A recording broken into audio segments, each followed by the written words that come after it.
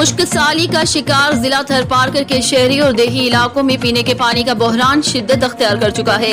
پانی کی شدید قلت سے قحط متاثرہ گاؤں کے لوگ دن بھر پانی کے حصول کے لیے در بدری کا شکار ہیں۔ سندھ حکومت کے تھرپارکر کے لوگوں کو میٹھا پانی فراہم کرنے کے دعوے دھرے کے دھرے رہ گئے ہیں۔ بند پڑے آر او پلانٹس کو فعال بنانے کے لیے تاحال نوٹس نہ لیا گیا۔ محکمہ پبلک ہیلتھ کی نااہلی کی داستان بھی منظر عام پر آ گئی ہے، مگر منتخب نمائندوں سمیت متعلقہ احکامات کے کان پر جوں تک نہیں رینگ رہی۔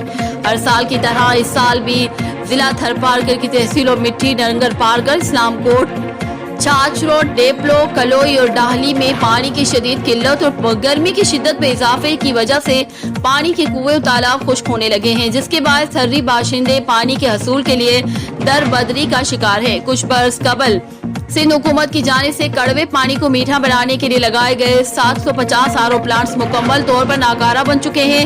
زیر زمین کڑوے پانی کے استعمال سے دیہاتی چمڑے کی بیماریوں، جوڑوں کے درد سمیت مختلف بیماریوں میں مبتلا ہو گئے ہیں۔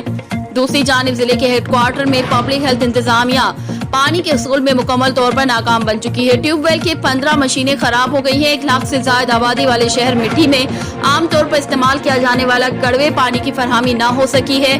پانی کی شدید قلت کے بعد شہری پریشان ہیں۔ محکمہ پبلک ہیلتھ تھرپارکر کی جانب سے اعتراف بھی کیا گیا کہ ایس ڈی او مقرر نہ ہونے کے باعث پانی کی فراہمی میں مشکلات آ رہی ہیں۔ خستہ حال مشینوں کی مرمت نہ ہونے کے باعث شہر میں پانی کی فراہمی نہ ہو سکی۔ اس سلسلے میں تھر کے دوسرے بڑے شہر اسلام کوٹ میں بھی پانی کی قلت نے سنگین صورتحال اختیار کر لی۔